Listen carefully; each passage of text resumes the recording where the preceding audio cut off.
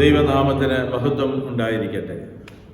Malankara Catholic TV സംപ്രേഷണം ചെയ്തുകൊണ്ടിരിക്കുന്ന സന്തോഷത്തിൻ്റെ സദ്വാർത്ത പരമ്പരയുടെ 95-ാം എപ്പിസോഡിലേക്ക് മാന്യ പ്രേക്ഷകർക്കും ശ്രോതാക്കൾക്കും ഹൃദയപൂർവ്വം സ്വാഗതം. ഇന്ന് തേജസ്കരണത്തിന് ശേഷമുള്ള 2-ാം ഞായറാഴ്ച. നമ്മുടെ പരിചിന്തനത്തിനായി സഭ നമുക്ക് തരുന്ന വേദഭാഗം വിശുദ്ധ മർക്കോസ് എഴുതിയ സുവിശേഷം 12-ാം അധ്യായം 38 മുതൽ 44 വരെയുള്ള വചനഭാഗം. ഈ സുവിശേഷത്തിൽ കർത്താവ് തൻ്റെ പ്രതിയോഗികളുമായി എപ്പോഴും സംവാദത്തിൽ ഏർപ്പെടുന്നതായി നാം കാണുന്നുണ്ട്. യേശു പലപ്പോഴും അവരുമായിട്ട് തർക്കത്തിൽ ഏർപ്പെടുന്നു. ഇവിടെ ഫരിസേയരും നിയമജ്ഞരും സദൂക്കായരുമാണ് യേശുവിൻ്റെ പ്രതിയോഗികളായി അവതരിപ്പിക്കപ്പെടുന്നത്. മർക്കോസിന്റെ സുവിശേഷം 12-ാം അധ്യായം നാം എടുത്താൽ ഇന്നത്തെ വേദഭാഗത്തിന് തൊട്ട് പിൻപുള്ള ഭാഗങ്ങളിൽ ഇപ്രകാരമുള്ള വിവാദങ്ങളും തർക്കങ്ങളുമാണ് രേഖപ്പെടുത്തിയിരിക്കുന്നത്. അവിടെ ഫരിസേയരുമായിട്ട് തർക്കത്തിൽ ഏർപ്പെടുന്ന യേശുവിനെ നമുക്ക് കാണാം. നിയമജ്ഞരുമായിട്ട് സംവാദം നടത്തുന്ന യേശുവിനെ നമുക്ക് കാണാം. അതുപോലെ സദൂക്കായരുമായിട്ടുള്ള വാദപ്രതിവാദങ്ങൾ നമുക്ക് കാണാൻ പറ്റും. യഹൂദ മതത്തിൽ ഔദ്യോഗിക വിഭാഗത്തിൻ്റെ വക്താക്കളാണ് നിയമജ്ഞരും ഫരിസേയരും സദൂക്കായരും. അവർ യഹൂദ മതത്തിൻ്റെ പ്രത്യേകമായ വക്താക്കളായി വരുമ്പോൾ യേശു പറയുന്നതും പഠിപ്പിക്കുന്നതും ചെയ്യുന്നതുമൊക്കെ അവരുടെ പഠനങ്ങൾക്കും അവരുടെ നിയമങ്ങൾക്കും യോജിച്ചതല്ല എന്നുള്ളത് കൊണ്ട് തന്നെ അവർ പലപ്പോഴും യേശുവുമായിട്ട് വാദപ്രതിവാദങ്ങളിൽ ഏർപ്പെടുകയാണ്. യേശു അവർക്ക് തക്കതായ മറുപടി കൊടുത്ത് അവരെ മനസ്സിലാക്കുന്നതിനും അവരുടെ വഴികൾ കറക്റ്റല്ല, ശരിയല്ല എന്ന് വ്യക്തമാക്കി കൊടുക്കുന്നതിനും ശ്രമിക്കുന്നുണ്ട്.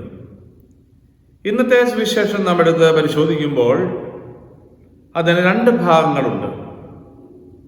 ഒന്നാമത്തെ ഭാഗം 38 മുതൽ 40 വരെയുള്ള വചനഭാഗം യേശു നിയമജ്ഞരെ വിമർശിക്കുന്ന ഭാഗമാണ്. അതിൻ്റെ 2-ാം ഭാഗം വിധവയായ ഒരു സ്ത്രീ ദൈവത്തിന് സ്വീകാര്യമായ നേർച്ച കാഴ്ചകൾ ജെറുസലേം ദേവാലയത്തിൽ സമർപ്പിക്കുന്നതിനെ യേശു ശ്ലാഘിക്കുന്നതാണ്. മറ്റ് അനേകർ വന്ന് ഫരിസേയരും ധനവാന്മാരും വന്ന് 10 മടങ്ങ് അവിടെ നേർച്ച കാഴ്ചകൾ സമർപ്പിച്ചാലും കേവലം ചെമ്പ് തൊട്ടുകൾ സമർപ്പിച്ച ആ വിധവയുടെ പ്രവർത്തനത്തെ യേശു ശ്ലാഘിക്കുന്നതായിട്ട് ഈ 2-ാം ഭാഗം നമുക്ക് കാണാൻ കഴിയും. ഇപ്രകാരമുള്ള ഈ 2 ഭാഗങ്ങളടങ്ങുന്ന മർക്കോസിന്റെ സുവിശേഷത്തിലെ 12-ാം അധ്യായം 38 മുതൽ 44 വരെയുള്ള ഈ വചനഭാഗത്തിന്റെ വ്യാഖ്യാനത്തിലേക്ക് നമുക്ക് കടക്കാം. ഇവിടെ കഥാപാത്രമായിട്ട് അവതരിപ്പിക്കുന്നത് നിയമജ്ഞരെയാണ്. ഞാൻ നേരത്തെ സൂചിപ്പിച്ച നിയമജ്ഞരും ഫരിസേയരും അതുപോലെ തന്നെ സദൂക്കായരും അടങ്ങുന്ന യേശുവിന്റെ പ്രതിയോഗികളിൽ നിയമജ്ഞരെ മാത്രം പരാമർശിച്ചുകൊണ്ടാണ് ഇന്നത്തെ വേദഭാഗത്തിന്റെ ആദ്യ 3 തിരുവചനങ്ങൾ ഇവിടെ അവതരിപ്പിക്കുക. യേശു ഇങ്ങനെ പഠിപ്പിച്ചു: നിങ്ങൾ നിയമജ്ഞരെ സൂക്ഷിച്ചുകൊള്ളുവിൻ. നീണ്ട മേലങ്കികൾ ധരിച്ചു നടക്കാനും പൊതുസ്ഥലങ്ങളിൽ അഭിവാദനം സ്വീകരിക്കുവാനും സിനഗോഗുകളിൽ മുഖ്യ സ്ഥാനം ലഭ്യമാകുവാനും വിരുന്നുശാലകളിൽ അഗ്രാസനങ്ങൾ ലഭിക്കാനും അവർ ആഗ്രഹിക്കുന്നു. എന്നാൽ അവർ വിധവകളുടെ ഭവനങ്ങൾ വിഴുങ്ങുകയും ദീർഘമായി പ്രാർത്ഥിക്കുന്നു എന്ന് നടിക്കുകയും ചെയ്യുന്നു. ഇവർക്ക് കൂടുതൽ കഠിനമായ ശിക്ഷ ലഭിക്കും. വളരെ വ്യക്തമായി ഈ നിയമജ്ഞരുടെ പ്രത്യേകതകളെ യേശു എടുത്ത് പറയുകയാണ്. നിയമജ്ഞർ എന്നുള്ളതിന് ഇംഗ്ലീഷിലെ സ്ക്രൈബ്സ് എന്നാണ് ഉപയോഗിക്കുക. സ്ക്രൈബ്സ് എന്ന വാക്ക് ലത്തീനിൽ സ്ക്രീവരെ എന്ന വാക്കിൽ നിന്നുമാണ് ഉണ്ടായിരിക്കുന്നത്. എഴുതുക എന്നാണ് സ്ക്രീവരെ എന്ന് പറഞ്ഞാൽ. സ്ക്രൈബ്സ് എന്ന് പറയുന്നത് എഴുതുന്നവരാണ്, എഴുത്തുകാരാണ്. അതാണ് അതിൻ്റെ വാച്യാർത്ഥം. എന്തെഴുതുന്നു എന്നുള്ളതാണ് ഇവിടെ പ്രസക്തം. യഹൂദ നിയമങ്ങൾ എഴുതുകയും അതിനെക്കുറിച്ച് അറിവുള്ളവരായിരിക്കുകയും അത് പഠിപ്പിക്കുകയും അത് ബാഹ്യമായ രീതിയിൽ അനുഷ്ഠിക്കുവാൻ ശ്രമിക്കുകയും ചെയ്യുന്നവരുടെ കൂട്ടായ്മയിലാണ് സ്ക്രൈബ്സ് അല്ലെങ്കിൽ നിയമജ്ഞർ എണ്ണപ്പെടുക. അപ്പോൾ അവർക്ക് നിയമങ്ങളെക്കുറിച്ച് അറിവുണ്ട്. ഇവർ പുരാതന സംസ്കാരങ്ങളിൽ രാജകൊട്ടാരങ്ങളിലും നീതിന്യായ പീഠങ്ങളിലും മറ്റ് ഭരണതലങ്ങളിലും പ്രധാന പങ്ക് വഹിക്കുന്നവരായിരുന്നു. ഇവരുടെ ഉപദേശങ്ങളാണ്, ആലോചനകളാണ് പലപ്പോഴും ഈ ഭരണാധികാരികൾ സ്വീകരിച്ചിരുന്നത്. ഉദാഹരണത്തിന്, യേശു ജനിച്ചു എന്ന് അറിയുമ്പോൾ പൂജരാജാക്കന്മാർ വരുമ്പോൾ ഇപ്രകാരമുള്ള പ്രധാന നിയമജ്ഞരെയും പുരോഹിത പ്രമുഖരെയുമാണ് രാജാവ് വിളിച്ച് യേശു എവിടെ ജനിക്കാൻ പോകുന്നു എന്ന് ചോദിക്കുന്നത്. പഴയ ഉടമ്പടിയുടെ നിയമങ്ങളൊക്കെ വ്യാഖ്യാനിക്കുന്നതിനും അത് പഠിപ്പിക്കുന്നതിനുമൊക്കെയുള്ള അറിവ് അവർക്കുണ്ട് എന്ന് കരുതിയിരുന്നു. പുതിയ നിയമകാലത്തിൽ നിയമജ്ഞരെ തോറാ നിയമത്തിലും യഹൂദ പാരമ്പര്യത്തിലും പാണ്ഡിത്യമുള്ളവരായി കണക്കാക്കിയിരുന്നു യേശുവിൻ്റെ കാലഘട്ടത്തിൽ. പുതിയ നിയമത്തിൽ ഇവർ തനിച്ചോ അല്ലെങ്കിൽ ഫരിസേയരുടെ കൂടെയാണോ എപ്പോഴും കണ്ടുമുട്ടുക. ഫരിസേയരും നിയമജ്ഞരും എന്നുള്ള പ്രയോഗം ബൈബിളിൽ പല സ്ഥലങ്ങളിൽ നാം കാണുന്നുണ്ട്. നിയമം അറിയാവുന്നവർ, ആ നിയമം പാലിച്ച് ബാഹ്യമായ രീതിയിൽ മാത്രം ആ നിയമങ്ങൾ പാലിക്കുന്നവർ, അതാണ് ഫരിസേയർ. അവരെ ഒരുമിച്ച് എപ്പോഴും പരാമർശിക്കുന്ന രീതിയാണ് പുതിയ ഉടമ്പടിയിൽ നമ്മൾ കാണുക. നിയമങ്ങളോടുള്ള പ്രതിബദ്ധതയാണ് നിയമജ്ഞരെയും ഫരിസേയരെയും തമ്മിൽ ബന്ധിപ്പിക്കുന്ന ഘടകം. അവരെ ഒരുമിച്ച് മനസ്സിലാക്കുവാൻ അല്ലെങ്കിൽ പരാമർശിക്കുവാൻ കാരണം നിയമത്തോടുള്ള പ്രതിബദ്ധത അവർക്ക് വളരെ ഉണ്ട്. സമാന്തര സുവിശേഷകന്മാരെല്ലാം നിയമജ്ഞരുടെയും ഫരിസേയരുടെയും ജീവിതശൈലിയെയും എന്നാൽ അവരുടെ കാപട്യത്തെയും നിശിതമായി വിമർശിക്കുന്നുണ്ട്. സമാന്തര സുവിശേഷങ്ങളിൽ യേശു തമ്പുരാൻ ദീർഘമായ വാക്കുകളിലൂടെ ഈ കൂട്ടരെ വിമർശിക്കുന്നു. ഇന്നത്തെ വേദഭാഗത്ത് മർക്കോസിന്റെ അവതരണമനുസരിച്ച് നിയമജ്ഞരെക്കുറിച്ച് പറയുന്ന ഏതാനും കാര്യങ്ങൾ ശ്രദ്ധേയമാണ്. ഒന്നാമതായി, അവർ നീണ്ട മേലങ്കികൾ ധരിച്ചു നടക്കാൻ ഇഷ്ടപ്പെടും. 2, അത് പൊതുസ്ഥലങ്ങളിൽ അഭിവാദനം സ്വീകരിക്കുവാൻ ഇഷ്ടപ്പെടുന്നു. 3, സിനഗോഗുകളിൽ മുഖ്യസ്ഥാനങ്ങൾ ആഗ്രഹിക്കുന്നു. വിരുന്നുശാലകളിൽ അവർ അഗ്രാസനങ്ങൾ ലഭിക്കാൻ ആഗ്രഹിക്കുന്നു. ഈ 4 കാര്യങ്ങളാണ് ആദ്യമായി അവരെക്കുറിച്ച് പറയുക. നീണ്ട മേലങ്കി ധരിക്കുക എന്ന് പറഞ്ഞാൽ സാധാരണക്കാരിൽ നിന്ന് വ്യത്യസ്തമായ അവരുടെ വസ്ത്രധാരണത്തിലൂടെ മറ്റുള്ളവരുടെ മുമ്പിൽ അവർ പ്രത്യേകമായി പ്രത്യക്ഷപ്പെടുന്നു, അവർ അംഗീകരിക്കപ്പെടുവാൻ ആഗ്രഹിക്കുന്നു. അതാണ് നീണ്ട മേലങ്കി എന്നുള്ളത് കൊണ്ട് അർത്ഥമാക്കുക. സാധാരണക്കാരിൽ നിന്നും വ്യത്യസ്തരാണ് അവരെ. 2, അവരെ കുറിച്ച് പറയുക, പൊതുസ്ഥലങ്ങളിൽ അവർ അഭിവാദനം ആഗ്രഹിക്കുന്നു. മറ്റുള്ളവരെ അവരെ അഭിവാദനം ചെയ്യണമെന്നും പ്രമുഖരായിട്ട് കണക്കാക്കണമെന്നുമുള്ള ഒരാഗ്രഹം അവരുടെ മനസ്സിലുണ്ട്. അങ്ങനെയാണ് അവർ നീങ്ങുന്നത് എന്ന് യേശു പറയുകയാണ്. 3, സിനഗോഗുകളിൽ അവർ മുഖ്യസ്ഥാനം ആഗ്രഹിക്കുന്നു. ജെറുസലേം ദേവാലയം കൂടാതെ അനേകം സിനഗോഗുകളാണ് പലസ്തീനായിലുണ്ടായിരുന്നത്. യേശുവിൻ്റെ കാലഘട്ടത്തിൽ ഇപ്രകാരമുള്ള സിനഗോഗുകളിൽ കയറുമ്പോൾ അവിടെ റബിമാരാണ് സിനഗോഗിൽ വചനം വായിച്ച് പ്രസംഗിച്ചു കൊണ്ടിരുന്നത്. എന്നാൽ അതിന് മുഖ്യസ്ഥാനം സ്വീകരിക്കുവാനായിട്ട് എപ്പോഴും ഈ നിയമജ്ഞർ ആഗ്രഹിച്ചിരുന്നു എന്ന് യേശു പറയുകയാണ്. 4, നിയമജ്ഞർ വിരുന്നുശാലയിൽ കടക്കുമ്പോൾ അവരുടെ അഗ്രാസനങ്ങൾ, ഒന്നാമത്തെ പന്തി, മുൻനിര ആഗ്രഹിക്കുന്നവരാണ്. മറ്റുള്ളവരെക്കാൾ കൂടുതൽ പരിഗണന അവർ ആഗ്രഹിക്കുന്നു. അവരുടെ പ്രത്യേകതകൾ എണ്ണി അക്കമിട്ട് പറയുകയാണ് യേശു. ഈ 4 പ്രത്യേകതകളാണ്. 1, നീണ്ട മേലങ്കി. 2, പൊതുസ്ഥലങ്ങളിൽ അഭിവാദനം സ്വീകരിക്കുക. 3, സിനഗോഗുകളിൽ മുഖ്യസ്ഥാനം ആഗ്രഹിക്കുക. 4, വിരുന്നുശാലകളിൽ അഗ്രാസനങ്ങൾ തേടുക. ഇങ്ങനെയുള്ള അവരെക്കുറിച്ച് യേശു പറയുന്നു. യേശു അവരെ ശ്ലാഘിക്കുകയല്ല, അവരുടെ പ്രത്യേകതകളെ വെളിച്ചത്ത് കൊണ്ടുവരികയാണ്, അതിനോട് കൂട്ടിച്ചേർക്കുകയാണ്. എന്നാൽ അവർ വിധവകളുടെ ഭവനങ്ങൾ വിഴുങ്ങുന്നു. ആരാണ് വിധവകള്? യേശുവിൻ്റെ കാലത്ത് മാത്രമല്ല, ബൈബിളിൽ ഉടനീളം വിധവകള് പാർശ്വവൽക്കരിക്കപ്പെട്ടവരുടെ പ്രതിനിധികളാണ്. അവര് ഭർത്താവിൻ്റെ ആശ്രയമില്ലാതെ ജീവിക്കുന്നവരാണ്. അവർക്ക് പ്രത്യേകമായ പരിഗണന സമൂഹം കൊടുക്കണമെന്ന് ആഗ്രഹിക്കുന്നവരാണ്.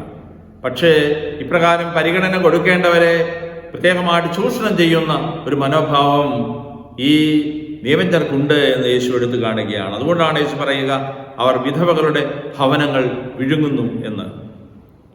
എന്നാൽ അതുപോലെ തന്നെ അവർ ദീർഘമായി പ്രാർത്ഥിക്കുന്നു എന്ന് നടിക്കുന്നു. യാഥാർത്ഥ്യത്തിൽ നിന്നും അകലെയാണ് നാട്യം. യഥാർത്ഥത്തിൽ അവർ പ്രാർത്ഥിക്കുന്നില്ല. അവരുടെ മനസ്സ് ദൈവവുമായിട്ടുള്ള ബന്ധത്തിലല്ല. എന്നാൽ അവർ ഉറക്കെ പ്രാർത്ഥിക്കുന്നു, അവർ നന്നായി പ്രാർത്ഥിക്കുന്നു, പല യാമങ്ങളിൽ പ്രാർത്ഥിക്കുന്നു എന്ന് വരുത്തി തീർക്കുവാൻ ശ്രമിക്കുന്നു എന്നാണ് യേശു പറയുക. ഇവർക്ക് കൂടുതൽ കഠിനമായ ശിക്ഷ ലഭിക്കുമെന്ന് യേശു പറയുകയാണ്. ഈ നിയമജ്ഞരുടെ പ്രത്യേകതകളെടുത്ത്, അവരുടെ ചെയ്തികളുടെ പ്രത്യേകതകളെടുത്ത് പറഞ്ഞിട്ട് അവർക്ക് വലിയ ശിക്ഷാവിധി ലഭിക്കുവാൻ പോകുന്നു എന്നുള്ള ഒരു മുന്നറിയിപ്പ് കൊടുക്കുകയാണ് ഇന്നത്തെ വേദഭാഗത്തിൻ്റെ ആദ്യ ഭാഗത്ത്. രണ്ടാം ഭാഗത്തേക്ക് നാം കടക്കുമ്പോൾ നമുക്കവിടെ കാണുന്നത് വിധവയുടെ കാണിക്കയെക്കുറിച്ച് യേശു പറയുന്നതാണ്. നമുക്കറിയാം, ജെറുസലേം ദേവാലയം അന്നുള്ള ഏക ദേവാലയമാണ്. അനേകര് ഈ ജെറുസലേം ദേവാലയത്തിൽ പ്രാർത്ഥിക്കുവാൻ കടന്നു വരും. പ്രത്യേകിച്ചും യഹൂദ കൂട്ടായ്മയിൽ അവരുടെ വലിയ തിരുനാളുകളിൽ എല്ലാ യഹൂദനും ജെറുസലേം ദേവാലയത്തിൽ വരണം. അല്ലാത്ത സാബത്തുകളിൽ സിനഗോഗിൽ പോയി പ്രാർത്ഥിച്ചാൽ മാത്രം മതി.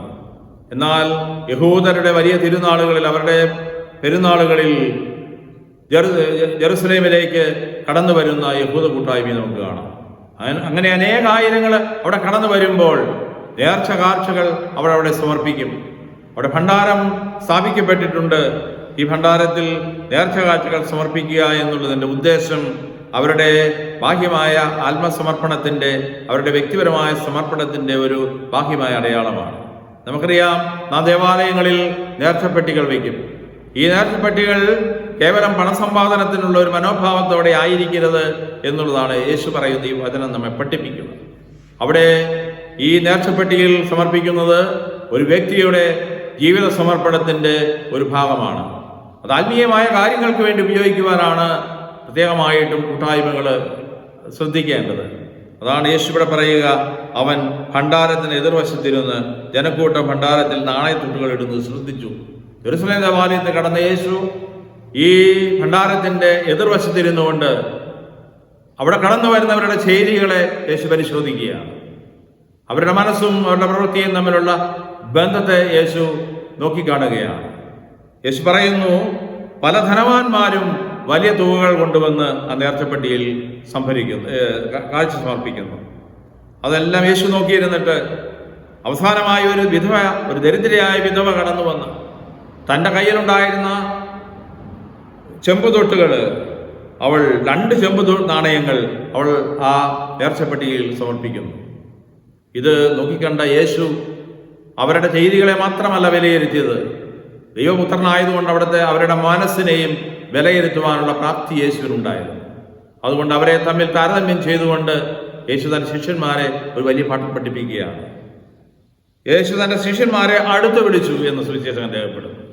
ഈ ചെയ്തികൾ നോക്കിക്കണ്ട യേശു തന്റെ ശിഷ്യന്മാരെ അടുത്ത് വിളിച്ചിട്ട് അവരോട് പറഞ്ഞു, സത്യം ചെയ്ത് പറയുകയാണ്, സത്യമായി ഞാൻ നിങ്ങളോട് പറയുന്നു, ഈ ദരിദ്രയായ വിധവ മറ്റെല്ലാവരേക്കാൾ കൂടുതൽ ഈ ഭണ്ഡാരത്തിൽ നിക്ഷേപിച്ചിരിക്കുന്നു.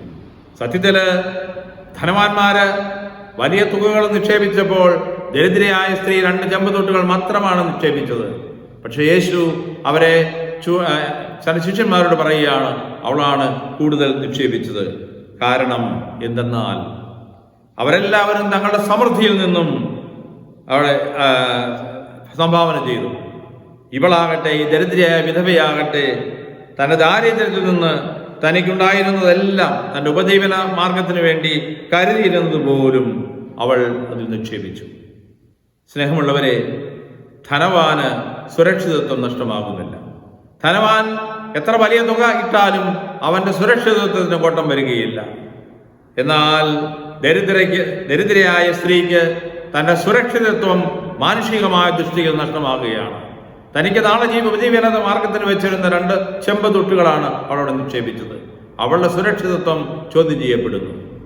ധനവാന്റെ വലിയ തുക സമ്പത്തിന്റെ ഒരു അംശം മാത്രമാണെങ്കിൽ വിധവയുടെ ഈ 2 ചെമ്പുതൊട്ടുകൾ അവൾക്ക് ഉള്ളതെല്ലാമാണ്. അവളുടെ ഉപജീവന മാർഗത്തിനുള്ള വക മുഴുവനുമാണ്. സമൃദ്ധിയിൽ നിന്നും ഒരാൾ കൊടുത്തപ്പോൾ ദാരിദ്ര്യത്തിൽ നിന്നും മറ്റൊരാൾ കൊടുക്കുകയാണ്. ദൈവത്തിൻ്റെ അളവുകോട് മനുഷ്യരുടെ അളവുകോലിൽ നിന്ന് വ്യത്യസ്തമാണ്. മനുഷ്യരെപ്പോഴും തുകയുടെ വലിയ വലിപ്പമനുസരിച്ചാണ് അളക്കുന്നത്. ദൈവമാകട്ടെ മനുഷ്യന്റെ മനോഭാവങ്ങളാണ് അളക്കുക. നാം നോക്കിക്കാണുന്ന ബാഹ്യമായ രീതിയിൽ ഉള്ള കാര്യമാണ്. ദൈവം എപ്പോഴും ആന്തരിക കാര്യങ്ങൾ നോക്കിക്കാണുന്നു. അതാണ് വചനം നമ്മെ പഠിപ്പിക്കുന്ന സത്യം. അബ്രാഹാമിന്റെ സമർപ്പണത്തെക്കുറിച്ച് നമുക്കറിയാം. ഗോത്രപിതാവായ അബ്രാഹാം തനിക്ക് പ്രായം കഴിഞ്ഞു പോയ ഒരു സാഹചര്യത്തിൽ പോലും, വൃദ്ധരായിരുന്ന സാഹചര്യത്തിൽ പോലും ദൈവം അവർക്ക് ഇസഹാക്കിനെ കൊടുത്തു. ഈ ഇസഹാക്കിനെ ബലി കഴിക്കുവാൻ പിതാവായ ദൈവം പറഞ്ഞപ്പോൾ വളരെ സന്തോഷത്തോടെ ദൈവം നമുക്ക് വാർദ്ധക്യത്തിൽ തന്നതാണ്, ഇത് മാത്രമേ ഉള്ളൂ, ഏകജാതൻ മാത്രമേ ഉള്ളൂ എന്ന് കരുതി അവനെ സംരക്ഷിക്കാൻ നോക്കാതെ ദൈവത്തിന് വേണ്ടി ബലിയർപ്പിക്കുവാൻ തയ്യാറായ അബ്രാഹാമിന്റെ ചിത്രം ബൈബിളിൽ നമുക്കൊക്കെ മാതൃകയാണ്. അപ്പോൾ ഈ അബ്രഹാം തൻ്റെ ഏകജാതനെ സമർപ്പിക്കുവാനായിട്ട് തയ്യാറാകുമ്പോൾ ഒന്നും അവൻ മിച്ചം വയ്ക്കുന്നില്ല. പൂർണ്ണമായ ഒരു ആത്മസമർപ്പണത്തിൻ്റെ പ്രതീകമാണ്. ഇന്നത്തെ ഈ വേദഭാഗങ്ങൾ നാം പരിശോധിക്കുമ്പോൾ ഞാൻ നേരത്തെ പറഞ്ഞതുപോലെ ആദ്യ ഭാഗം നിയമജരെ കുറിച്ച് പറയുന്ന യേശുവിൻ്റെ വാക്കുകൾ അപ്രകാരം ഉള്ള മനോഭാവത്തിൽ ജീവിക്കുന്നവർക്ക് ലഭിക്കുവാൻ പോകുന്ന ദൈവികമായ ശിക്ഷയെക്കുറിച്ച് ഉള്ള മുന്നറിയിപ്പും താക്കീതുമാണെങ്കിൽ, രണ്ടാം ഭാഗം നമ്മുടെ വാക്കും പ്രവൃത്തിയും തമ്മിൽ, നമ്മുടെ മനസ്സും നമ്മുടെ ചെയ്തികളും തമ്മിൽ യോജിച്ചു പോകണമെന്നുള്ള സനാതനമായ സത്യത്തിന്റെ പഠിപ്പിക്കലാണ്. അതിന് യേശു എടുക്കുന്നത് വിധവയായ സ്ത്രീയുടെ ഒരു ചെയ്തിയാണ്. അതിന്റെ പശ്ചാത്തലത്തിൽ നിന്നുകൊണ്ട് യേശു നമ്മെ വലിയൊരു പാഠം പഠിപ്പിക്കുകയാണ്. ഈ രണ്ടാം ഭാഗം വിധവയുടെ കാണിക്ക പരാമർശിക്കുന്ന വേദഭാഗം 3 പ്രത്യേകമായ തരത്തിൽപ്പെടുന്നവർക്ക് പാഠമാണ്. ഒന്ന്, ആരാധനാലയങ്ങൾക്ക് പാഠമാണത്. ഇന്ന് ഈ കാലഘട്ടത്തിൽ പോലും ആരാധനാലയങ്ങൾ പണിയുമ്പോൾ, നേർച്ചപ്പെട്ടികൾ നാം സമർപ്പിക്കുമ്പോൾ നാം അതിൻ്റെ ഉദ്ദേശശുദ്ധി കൃത്യമാക്കണം. ഈ വചനത്തിലൂടെ നാം അത് മനസ്സിലാക്കേണ്ടതായിട്ടുണ്ട്. കേവലം പണസമ്പാദനത്തിനുള്ള ഒരു മാധ്യമമായിട്ട്, മാർഗമായിട്ട് നേർച്ചപ്പെട്ടികളെ ഒരിക്കലും ദേവാലയങ്ങളിൽ, ആരാധനാലയങ്ങളിൽ സമർപ്പിക്കരുത് എന്നുള്ള വലിയ ഒരു ചിന്ത യേശു കൈമാറുകയാണ്. അവിടെ മനുഷ്യർക്ക് തങ്ങളുടെ ആത്മസമർപ്പണത്തിന്റെ പ്രതീകമായിട്ട് ദൈവസന്നിധിയിൽ തങ്ങൾക്ക് ഉള്ള ദൈവം കൊടുത്തതിനെ സമർപ്പിക്കുവാനുള്ള ഒരു അവസരം മാത്രമായിട്ട് അതിനെ നാം നോക്കിക്കാണണം. രണ്ടാമതായി, സമർപ്പിതർക്ക് ഇതൊരു പാഠമാണ്. സമർപ്പിതൻ എന്ന് പറയുമ്പോൾ ഒരു ജീവിത സമർപ്പണം നടത്തുന്ന വൈദികരും സന്യസ്തരും ആത്മാപ്രേക്ഷിതരും തങ്ങളുടെ ജീവിതം ഇതിനു വേണ്ടി ഒഴിഞ്ഞു വയ്ക്കുമ്പോൾ അവർക്കൊരു പാഠമായിട്ട് ഈ വിധവയുടെ കാണിക്കയെ യേശു പരാമർശിക്കുന്നു. കാരണം ഇവിടെ നാം കാണുന്നത് ഒരു ടോട്ടൽ കമ്മിറ്റ്മെന്റ്, പൂർണ്ണമായ സമർപ്പണമാണ്. പലപ്പോഴും സമർപ്പിതരായി വരുന്നവര് തങ്ങളുടെ ജീവിതത്തെ പൂർണ്ണമായി ദൈവത്തിന് സമർപ്പിച്ചോ ഇല്ലയോ എന്നുള്ളൊരു ചോദ്യമുണ്ട്. അതുകൊണ്ടാണ് യേശു തന്നെ പിൻചെല്ലുവാൻ പറഞ്ഞ് വിളിച്ചവരോട് എന്നെ അനുഗമിക്കുക എന്ന് പറഞ്ഞപ്പോൾ ഒരാൾ പറഞ്ഞു, ഞാൻ ഇപ്പോൾ അല്പം സ്ഥലം വാങ്ങിയിട്ടുണ്ട്, അതൊന്ന് പോയി കണ്ടിട്ട് വരാം. വേറൊരാൾ പറഞ്ഞു, ഞാൻ കാളയെ വാങ്ങിയിട്ടുണ്ട്, പരീക്ഷിച്ചിട്ട് വരാം. മൂന്നാമത്തെ ആൾ പറഞ്ഞു, ഞാൻ എൻ്റെ പിതാവ് രോഗിയാണ്, മരിക്കാൻ കിടക്കുന്നു, അവനെ സംസ്കരിച്ചിട്ട് വരാം. യേശു അവനെ 3 പേരെ താക്കീത് കൊടുക്കുന്നുണ്ട്.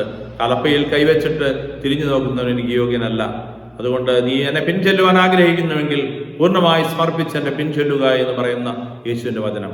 അതുകൊണ്ട് സമർപ്പിതർക്ക് ഇത് പാഠമാണ്. ഈ വിധവ പൂർണ്ണമായി സമർപ്പിച്ചവള് നമുക്ക് പൂർണ്ണമായി സമർപ്പിക്കുവാനുള്ള വലിയ ഒരു പാഠമായി ഇന്നത്തെ സുവിശേഷത്തിൽ അവശേഷിക്കുന്നു. മൂന്നാമതായി, ക്രിസ്തു ശിഷ്യർക്ക് ഉള്ള ഒരു വലിയ പാഠമായി ഈ സുവിശേഷ ഭാഗത്തെ സുവിശേഷൻ അവതരിപ്പിക്കുകയാണ്. നമ്മുടെ മനോഭാവം എന്താണ്? നാം ദൈവത്തിൻ്റെ സന്നിധിയിൽ സമർപ്പിക്കുമ്പോൾ നമ്മൾ പുറമേ മറ്റുള്ളവരെ കാണിക്കുവാനായിട്ടാണോ നമ്മെ തന്നെ സമർപ്പിക്കുന്നത്? അതെയോ നമ്മുടെ മനസ്സും ചിന്തകളും അതുപോലെ തന്നെ നമ്മുടെ പ്രവർത്തനങ്ങളും തമ്മിൽ യോജിപ്പുണ്ടോ? ക്രിസ്തു ശിഷ്യരായവര് കർത്താവിനെ പിൻചെല്ലുമ്പോൾ പൂർണ്ണമായ ഒരു പിൻചെല്ലൽ ആവശ്യമാണ്. അതാണ് ഈ ക്രിസ്തു ശിഷ്യർക്ക് കൊടുക്കുന്ന ഒരു പാഠമായിട്ട് ഇന്നത്തെ വേദഭാഗത്തെ നമുക്ക് നോക്കിക്കാണുവാൻ സാധിക്കുക.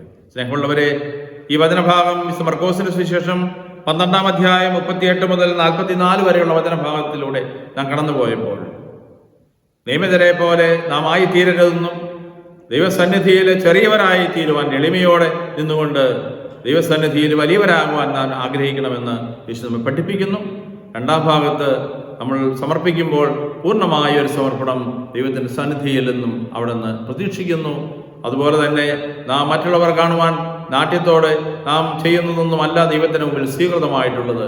ചെറുതെന്ന് നാം കരുതുന്നത് പൂർണ്ണമായി നമ്മുടെ മനോഭാവങ്ങൾ ശരിയാണ് എങ്കിൽ ദൈവത്തിൻ്റെ സന്നിധി വലുതാണ് എന്നുള്ളൊരു പാഠം കൂടി നമ്മെ പഠിപ്പിക്കുന്നു. നമുക്ക് ഈ വചനഭാഗം ധ്യാനിക്കാം. ഈ ഞായറാഴ്ച തേജസ്കരണത്തിന് ശേഷമുള്ള 2ാം ഞായറാഴ്ച വിശുദ്ധ ബലിയോട് ചേർത്ത് വെച്ച് നാം വചനത്തെ ശ്രമിക്കുമ്പോൾ, സ്വീകരിക്കുവാൻ നാം ആഗ്രഹിക്കുമ്പോൾ ഈ വചനചിന്തകൾ നമ്മെ ശക്തിപ്പെടുത്തട്ടെ, നമ്മുടെ മനോഭാവങ്ങളെ അവിടുന്ന് തിരുത്തട്ടെ, തെറ്റായിട്ടുള്ള മനോഭാവങ്ങളെ തിരുത്തി കർത്താവിൻ്റെ ചിന്തകളിലൂടെ ആ വഴിയിലൂടെ നടന്നു നീങ്ങുവാൻ കൃപയും അനുഗ്രഹവും തരണമേ ദൈവമേ എന്ന് പ്രാർത്ഥിച്ചുകൊണ്ട് നമുക്ക് ഈ വചനത്തെ ശ്രവിക്കാം. ദൈവം നമ്മെ ഏവരെയും സമൃദ്ധമായിട്ട് അനുഗ്രഹിക്കട്ടെ. പിതാവിൻ്റെയും പുത്രൻ്റെയും പരിശുദ്ധാത്മാവിൻ്റെയും നാമത്തിൽ.